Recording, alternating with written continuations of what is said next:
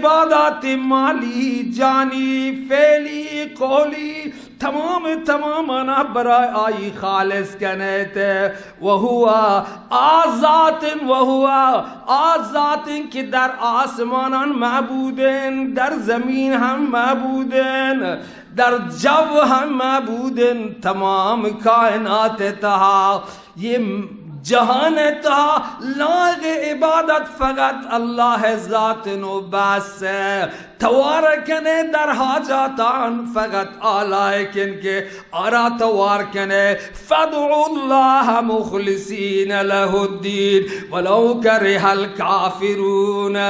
فقط آرا توار کنے در سختیات، در خوشیات، در غمات، در تنہائیات، در جماعتا، در بیماریات، در توانگریات، در ناتوانیات، در هر جا، در هر مکان، در هر حال فادعوا الله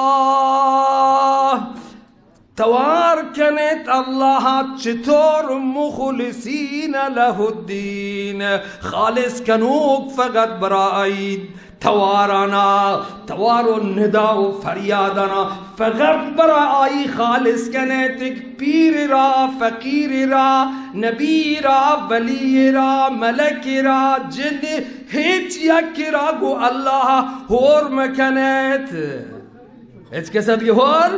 مکنید که موشه یا پیر و یا فقیر یا پیغمبر و یا جبریل و یا میکائیل نه فادعوا الله مخلصین له الدین ولو کرہ الکافرون ہر گجا ہستے در مکہ در مدینہ در ایران آئے در پاکستان در ہند در عرب در عجم ہر کجا بعنوان مسلمان فقط اللہ توار کن وش اللہ کمک بگیر ہر رکعت نماز تا تاوان ایاک نعبد و ایاک نستعین پروردگارا مات فقط تراب پرست شکنین و فقط شت کمک گرین و بس ہاں یہ عہدہ کنے چمایاں نگو اللہ بنماز سرا یہ عہد بندے یہ قرار داد بندے کہ ربا تنہا ماترا عبادت کنین و تنہا شت کمک گرین اگر چنانچہ